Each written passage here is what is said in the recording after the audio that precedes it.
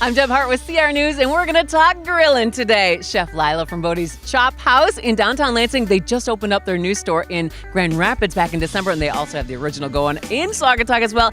Chef, let's talk about how to grill properly dinner, how to not wreck dinner. You never want to smash the burgers. I know that one for sure, right? Absolutely, absolutely. So my advice is use quality meat. That's always step one. I take a simple approach, just a little bit of kosher salt. Using a hot grill is number one advice. Don't move it until it's ready to be moved. It'll tell you if it's sticking. Don't try to rip it up. That's number one thing. Okay. Just let it cook. Let it do what it needs to do. When it starts to release naturally, then you can flip it. I always say move it every couple minutes once it isn't sticking as much. Especially with a nice thick steak like this, it's going to take time to get your desired temperature. Obviously, the more done you want it, the longer it's going to take.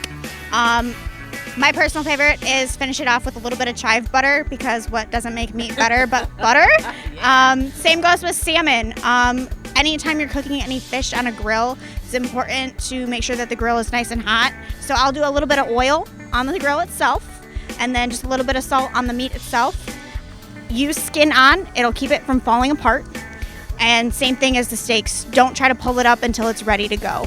And then do I have to let the meat rest when it's all done? Absolutely. I say 6 to 8 minutes is a good time frame for that. Same goes for any fish. It's a protein. It needs to rest just like any other protein. All right, Chef Lila, Bodie's Chop House in downtown Lansing, Grand Rapids, and Saugatuck, telling us how to cook our meat on the grill properly. Now, we're going to ask some experts over here about how to keep ourselves safe while we're grilling. Chief Ball, how's this grill going to cook my dinner, because it's not even hooked up right now? It's not going to cook your dinner. Why not? Because it's not in a safe location. It's too close to a wood.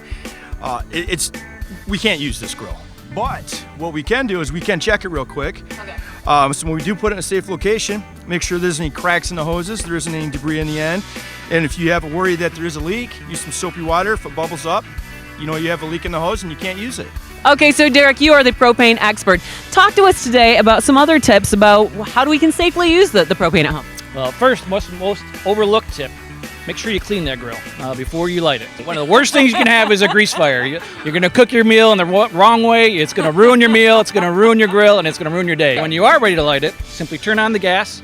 The cylinders are all marked. You just open it up. Yeah.